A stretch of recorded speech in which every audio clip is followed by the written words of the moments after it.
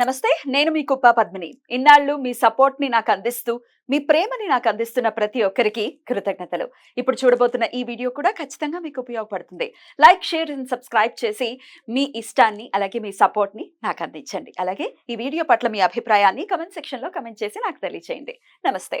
జీవితంలో రకరకాల సమస్యలతో బాధపడుతున్నారా? ముఖ్యంగా ఆర్థిక సమస్యలతో సతమతమవుతున్నారా?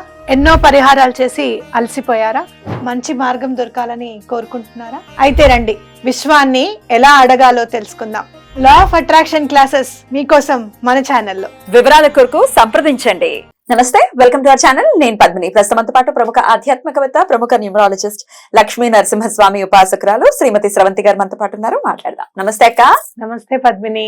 అక్క, లాస్ట్ ఎపిసోడ్ లో పూజ గదిలో కానీ లేకపోతే వంటింట్లో కానీ ఖచ్చితంగా ఉండవలసినటువంటి వస్తువుల గురించి చెప్తాను అని అన్నారు.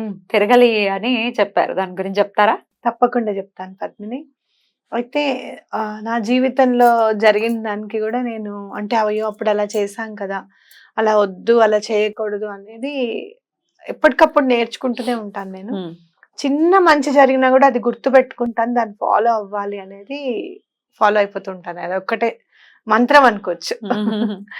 మర్చిపోకుండా అయితే కొన్ని సందర్భాల్లో ఏం చేస్తారు అని అంటే, మూవ్ అవ్వాల్సి వచ్చినప్పుడు, ఆ ఇంట్లో ఉన్న ఇంటి నుంచి మూవ్ అవ్వాల్సి వచ్చినప్పుడు, ఏదైనా ప్లేస్ నుంచి మనం మూవ్ అవుతున్నాం అనుకో, మనకి చాలా బరువుగా కనిపించేది, అనవసరంగా కనిపించేది రోకలి.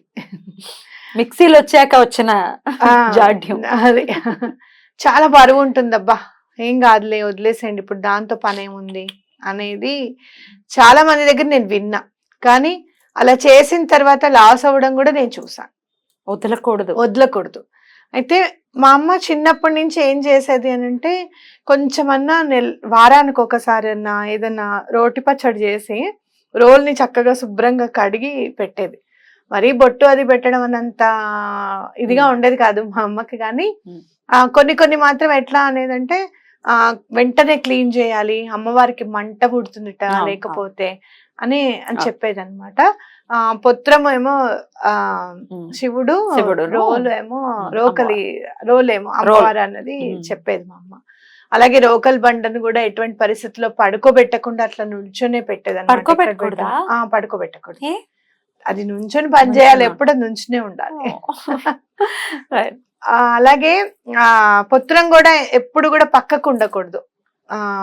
మీరు పక్కకు నుంచోబెట్టేసిన తర్వాత దాన్ని తీసి మళ్ళీ రోకల్లోకే ఉండాలన్నమాట, అందులోనే ఉండాలి, విడివిడిగా ఉంచకూడదు. శివపార్వతుల స్వరూపం ఎప్పుడు వాళ్ళిద్దరు విడివిడిగా ఉండరు కదా. కాబట్టి అలా చెయ్యాలి అని చెప్పేది. అలా అలా అలా కొంచెం అలవాటు అయింది. ఇంకా కొంచెం మనం ఆధ్యాత్మికంగా ఇంకా ఉన్నాం కాబట్టి, అయ్యో రోకల్ని పూజ చేస్తారటమ్మా వాళ్ళు, చాటకు కూడా పసుపు రాసి పెడతారట అంటే, అవును మా చిన్నప్పుడు అలా చేసేవారు అని చెప్పేది. బెదురు దానికి కదా పసుపు రాసి పెట్టేవాళ్ళు అనమాట కంపల్సరీగా. అవును చేస్తారు అలా అని చెప్పేది, చెయ్యొద్దు అని అయితే అనేది కాదు.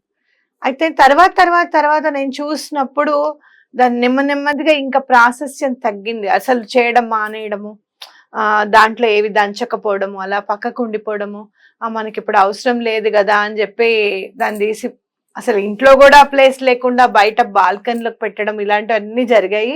నెమ్మదిగా నెగటివిటీ అనేది ఫామ్ అయ్యింది అనేది నా భావన. అలా అయిపోయిన తర్వాత నేను ఏం చేశాను, అయ్యో మనం కూడా ఒక రోకల్ అనేది మనకి మంచిగా ఉండాలి ఇంట్లో అని అనుకున్నప్పుడు, నాకు మళ్ళీ పెద్దగా అంటే అయ్యో నేను మళ్ళీ ఇక్కడి నుంచి నేను మూవ్ అవ్వాలి కదా, సొంత ఇంటికి వెళ్ళాలి అని అనుకున్నప్పుడు చిన్నది కొనుక్కున్నాను. ఎంత ఉంది? ఇంతే ఉంటుంది, బుజ్జిది ఇంతే ఉంటుంది. కొనుక్కొని నేను ఏం చేశానంటే, ప్రతి శుక్రవారం అరుగు కడిగినప్పుడల్లా కూడా, మంగళవారం కాకుండా తప్పకుండా దాన్ని కడిగి బొట్లు పెట్టి అరుగు మీద పెట్టడం అనేది నేర్చుకున్నాను. చాలా నాకు 2022 కాదా, ఇప్పుడు కదా 2022లో తీసుకొచ్చిన 2-3 months కి నేను ఇల్లు కొనుక్కున్నాను. బాబా నాకు బాగా గుర్తు ఫాస్ట్ గా.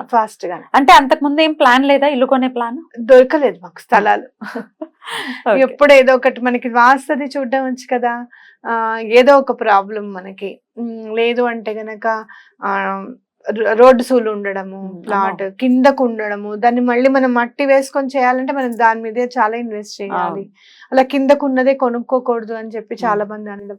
ఇలా ఎక్కడ మాకు దొరికేది కాదు, ఏంటో సెట్ అయ్యేది కాదు అస్సలు. తీసుకొచ్చిన తర్వాత పూజ చేసుకోవడం తర్వాత చాలా నాకు కనపడేది. బహుశా వారాహి అమ్మవారు అప్పటి నుంచే హెల్ప్ చేయడం స్టార్ట్ చేశారేమో. మీరు వారాహి అమ్మవారి దగ్గర కూడా రోకలు ఉంటుంది. మళ్ళీ ఇప్పుడు అమ్మ దగ్గర ఉంటుంది కదా అనుకొని అది ఉండకూడదు ఇంట్లో అని మాత్రం అనుకోకండి. అన్నిళ్ళల్లో ఉండేవి ఇది.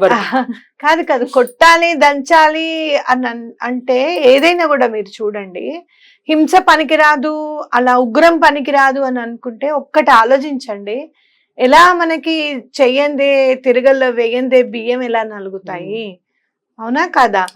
దంచందే పచ్చడి, రుబ్బందే పచ్చడి ఎలా అవుతుంది? అమ్మో అలా చేయకూడదు, దాంట్లో వేసి రుబ్బేస్తున్నారు మీరు అని అంటే కుదరదు కదా పని.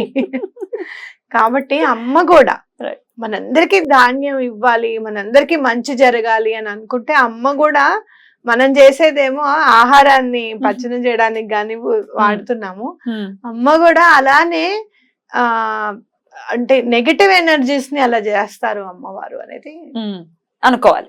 సో ఖచ్చితంగా ఉండాలి రోకలి అని చెప్తున్నారు. ఉండాలి. అయితే మీరు ఒక్కటి ఆలోచించండి, ఎలా అయితే మనము మన భోజన సౌకర్యాల కోసం వీటిని ఉపయోగించుకుంటున్నామో అమ్మవారు కూడా అలానే ఉపయోగించి నెగటివ్ ఎనర్జీస్ ని నిర్మూలించేసడమో వాళ్ళని సంహరించడమో కాదు, వాళ్ళు కూడా మళ్ళీ ఉపయోగపడేటట్టుగా మారుస్తారు అమ్మవారు అనేది మైండ్ లో పెట్టుకోవాలి. ఎందుకు ప్రతి వాళ్ళని సంహరించేది ఆవిడ, సంహరించే ముందు ఆలోచిస్తుంది ఏమైనా ఉపయోగపడతాడా వీడిని మారిస్తే అని చెప్పి. కాబట్టి అలా గుర్తుపెట్టుకొని చేయండి. మీరు అలాగే చిన్న రోకలు కూడా దంచేది కూడా ఉంటుంది మనకి. దంచేది కూడా ఖచ్చితంగా మసాలా దంచేది ఇప్పుడు స్టీల్ లో కొంటున్నారు, చాలా మార్బుల్లో కొనుక్కుంటున్నారు. ఏదైనా కానీ ఆ స్వరూపం అనేది ఉండాలి. ఇప్పుడు చక్కగా గౌరమ్మ సెట్ అని చెప్పి మనకి సేల్ చేస్తున్నారు పద్మిని. అవునా? అలా కూడా కొనుక్కో. సెట్ అంటే 5 ఉంటాయి పద్మిని. అందులో రోకలి, రోలు, దంచేవి ఒక 3 ఉంటాయి. మళ్ళీ మనం ఇట్లా పచ్చడి నూరేది ఉంటుంది. అలాగే పత్రం ఉన్నది ఒకటి ఉంటుంది అనమాట. 5 ఉన్నది కూడా చక్కగా తెచ్చుకోండి, అవి చక్కగా పెట్టుకోండి, వాటికి బొట్లు పెట్టుకోండి. ఎందుకంటే మీరు ఎందుకు కొనమంటున్నారు అని అంటే నేనేం చెప్తానంటే, రాయి తెచ్చుకొని పెట్టుకోవడం అన్ని విధాల కరెక్ట్, అంటే ప్లేస్ ఉండొచ్చు లేకపోవచ్చు. ఇవి చిన్న చిన్నవి కాబట్టి ఇప్పుడు ఫోటోలో చూసాం కదా, చిన్న చిన్నవి కదా అక్క. అవును. అది ఎక్కడ దేవుడి గదిలో పెట్టమంటారా, వంటింట్లో పెట్టమంటారా, ఎక్కడ? యాక్చువల్ గా దేవుడి గదిలో పెట్టుకోవడం అనేది కూడా ఇంపార్టెంట్. లేదు అంటే కనుక మీరు లివింగ్ రూమ్ లో పెట్టుకోండి, హాల్లో.